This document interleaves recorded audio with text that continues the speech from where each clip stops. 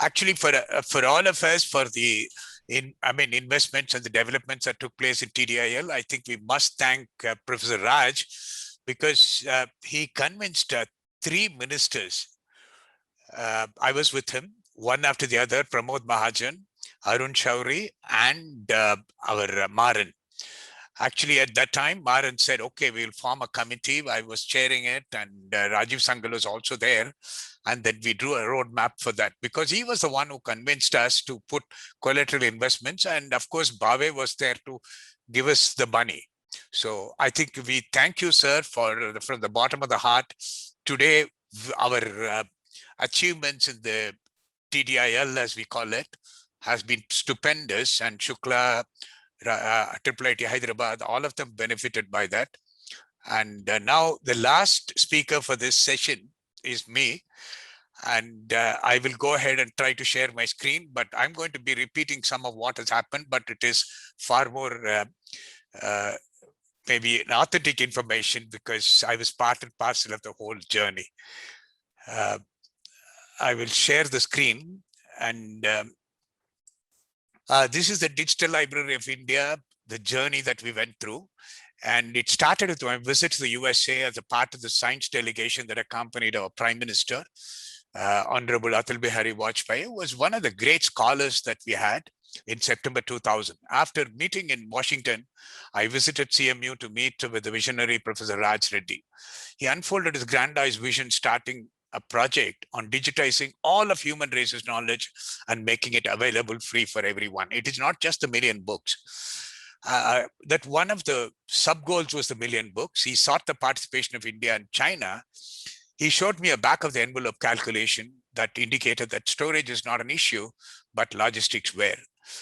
The superb visionary that he was, he foresaw the storage revolution at a time the rest of the world was battling with storage constrained Y2K. Upon my return, I discussed with this vision with Dr. APJ Abdul Kalam, who was then the principal scientific advisor to Government of India. He was very enthusiastic and highly supportive, and asked me, when can you start? Dr. Kalam gave IISc some funds to start the technology demonstration to digitize about 1,000 books, crop, clean them, and host the books for free public access. It was indeed a great success. And I was fortunate to have some good students who worked on it, and we've all become very great guys now. After the successful technical demonstration, the Ministry of IT, then headed by Dr. Arun Shauri and Secretary Rajiv Ratan Shaw, just before Arun Shauri took over, I think I spoke to Pramod Mahajan, who is no more, and he was also very enthusiastically supportive. And Secretary Rajiv Ratan Shaw took over to support the digital library. The plan was that the Indian Institute of Science would coordinate the DLI project, and the Ministry of IT would fully sub-fund all the scanning centers. IISc's role was confined to training people engaged for scanning, providing necessary software, hosting the contents. The significant roles played by senior executives in the Ministry of IT, these are the top decision makers in the country. Just to name a few: Yashwant Bave, who is here. Thank you, Yashwant. Pankaj Agarwal, who is no more. He was one of the greatest supporters of our initiative. Lakshmi Narayanan, Ajay Sani. They worked on creating the flame of DLI with great passion. Thus was born DLI in India. With such great support and using Professor Raj's influence, we first inducted the city and state library, central libraries in Andhra Pradesh as the first scanning center, which is coordinated by one Mr. Subbarao. Soon after, many centers were added with the joining of CDAC. I'm sorry, it is CDAC Noida, not Mohali, and Kolkata, and Triple IT Allahabad. Tiwari, who was actually coordinating it, he was the director. The DLI fire engulfed the whole nation, and more rare books in Indian languages were added. In 2002, Dr. Kalam became the president of India, and his strong support increased manifold, and Rashtrapati Bhavan was also added as one of the scanning centers. Here you can see in 2003, we had an MBP meeting with delegates from USA, China, Egypt, Australia, and India. The President of India hosted us. The top picture that you see, you can also see Brewster Kahle. Raj is standing next to the President, and Mike Shamos, and Jaime Carbonell and his daughter at the back. And you can also see Professor Yuting there, and all the delegates from Wen Gao, and everybody was there from China.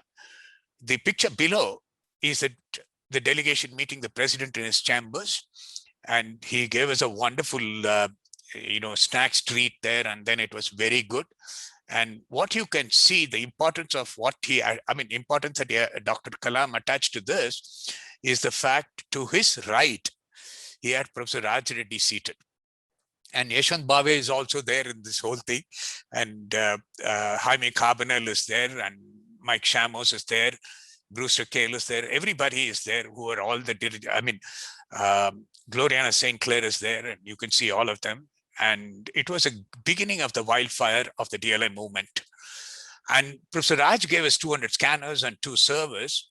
With the funding for scanning coming from the Ministry of IT, we could create 21 scanning centers across the country. That was a great achievement because, Yashwant also helped us to cajole, CDAC and other places. The main philosophy was not to do a selection except for copyright. Select libraries, go there and put the scanners and scan everything that is free from copyright. I think this was a great idea. Originally, this was motivated by the vision of Raj that the cost of selection is costlier than the scanning. And in any case, we are no one to decide what the future generation wants. I remember exactly the words of Professor Raj. A philosophy which was originally scorned by many people, particularly the librarians, but later on, everyone accepted it, including Google. And right at the time when we transferred the books to this thing, we had about 546,000 books. Scanning center wise, you can look at it, and there are several of those things, scan centers called the mega scanning centers, created a huge content. And that amounted to about 190 million pages. Probably at that time, it was one of the largest, even larger than Google at that time. And if you look at the kind of Indian language books, there were about 231,000 books, and almost half of the books were from the Indian languages. But we also had the languages, which is almost, as Shukla said, all of the languages which are very popular in India, and all the languages which are actually used in India were also there. One of the biggest surprises we came across, this is about, the total English and foreign language books was 306,000 books, which is actually the other foreign languages, English and other foreign languages. You can see a humongous collection of these books. These books were actually from the Indian libraries, many of the foreign languages. This is because of the colonial these things. And so we had them, and they're very rare books in Roman, in Latin, and Spanish, and and Swedish, and so on. And if you look at them, the biggest surprise that we came across was many of the languages, we didn't even, many of the books, close to about 6,000 books, we didn't even know the language in which it was written. So over a period of time, we have forgotten, the scripts have lost, and so on. We also found some books which are in the bordering states, the books that were actually written in one language, but actually they belong to another language. Okay, they're like, for example, in the bordering state, between Tamil Nadu and Andhra, if you see, you will find Tamil books written in Telugu. So it was a great learning for us. Originally, we hosted the TIFF files, the image format. There were lots of demands for a full book download. And then then later on, we hosted all the books in PDF. Now all the 546,000 books are in PDF. OCA had many of the books so that full text search can be done. There was a great concept created by Raj. He said, look, Balki, I know Tamil very well, but I can't read. If you read, I can understand. So we came up with the idea of what a home transliteration. Actually, Madhavi Ganapati who was there in the audience, she was also part of that. This actually became a very great tool, which was downloaded the largest number of times that we know of by the diaspora in the United States. So in other words, it's because of the fact that all the Unicodes in Indian languages are separated by a bias. So I could actually scan it and then convert it to OCR in Indian, any language. And then if I want to read the text in another language, it's just immediately the transliteration. You can do that. But at the same time, the transliteration is one of the important tools in Indian languages because of the fact all Indian languages are phonetic. and you read what you write. So because of that, we could actually come up with a transliteration scheme in English so that any language you can write it, and then you can go ahead and read it in any other language. And that gave rise to a concept of Raj called PCTVT, which was a single tool, which was a PC, TV, and VCR, and a telephone. So this is the today's iPhone, you can call it, developed multilingual search engine on metadata. The DLI, when it was hosted at IISc, was one of the most sought after sites, and more than 2,000 visitors a day and 270,000 pages of download. I don't think any library in the world will have 2,000 visitors, 2,000 unique visitors coming there and visiting them. And then this is the statistics in November 2013. I have more statistics on the other years, but it is actually reflecting what I was talking about. 270,000 pages of download and this thing. And that's the download pages. You can see 270K almost on most of the days. And one of the interesting things was we had a very robust infrastructure at the Indian Institute of Science, where everything around the country can fail, but our infrastructure cannot fail. So you can see that there is not even one day the site was down. And then there was a big demand for OCR and multilingual search engines, and Filbert and others sat on it and used the Abbey Fine Reader OCR and Hindi OCR and Tamil OCR and Sanskrit OCR, and OCR'd many of the books. And we automated the entire process. The impact, Kalam, when he visited a very poor library, Urdu school in Pune, he promised them that DLI will give them 6,000 Urdu books loaded on a PC. When I gave it to them, actually, when we did that, the school wrote a poem in Urdu on Dr. Kalam and me. On the right-hand side, you can see the poem. I think I'm planning to show it to my grandson when he becomes a little older. So this is one of the greatest credits that one could get. When Dr. Arun Shourie visited the United Arab Emirates, he presented Emir with a disc containing nearly about 10,000 rare books in Arabic and Persian from the Indian libraries.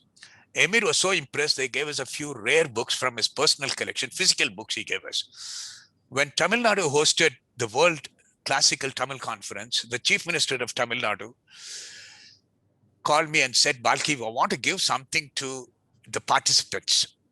So there are some rare books in Tamil which were there scanned by us. And he put all of them on a disc and gave it to the participants. It was a big treasure and a big hit with them. DLI spearheaded Indian language technology development, R&D in development in OCR, machine translation systems, summarizers, handwriting recognition, and transliteration, about which Rajiv Sangal spoke. And the Indian government put in a lot of collateral investments on that. I told you this is purely because of Raj talking to the ministers, convincing them. It is not just the scanning that we're doing. There is also a large amount of developments that it will lead to. And we received lots of accolades, and just wanted to thank Indian Institute of Science for a perfect job. What a treasure for researchers, particularly the diaspora in the foreign countries. They looked at it as a treasure for Indic studies. So it was a great utilization. Our lament was, there are some, as I mentioned, there are a few books which we do not even know the language in which it was written. Ensuring all the books scanned by the centers are out of copyright was a daunting task. Out of nearly 480,000 books, a few, around 141, were found to be within copyright. But what happens is, most of them requested to remove, and the matter ended when we apologized and removed them. But a few, 2 to be precise, threatened to sue us. Even one operation like this causes a heartburn to those who work with passion. The Brewster scale knows about this, and everybody knows. And there is a strong need to have a good copyright law that has a deterministic endpoint of copyright. So I think we'll talk about it a little later. And more than a few hundred people who worked on the DLI and consider it as a great privilege, and would really thank us for this great opportunity. There is a tremendous need for a concerted effort at the national level to make sure that our citizens have free and digital access to all the information or to knowledge at any time, any place, and any language. Our family is very big. Actually, there are lots of people who contributed to some of the names I mentioned, but some of them or my own students who worked on it. I'm not going to thank the scanning centers because I know the names, but it will be too long, about 200 names. But I thought it is my pleasure to thank my students who worked on it. All their names are appearing here one after the other. And they were actually worked in the beginning against all odds and then made sure that it is a grand success. And it's a pleasure talking to all of you to give you a small history of the digital library project. And it was my pleasure and honor to have been associated with it. Thank you very much. And I'll stop here. If there are any questions, I would be happy to take on.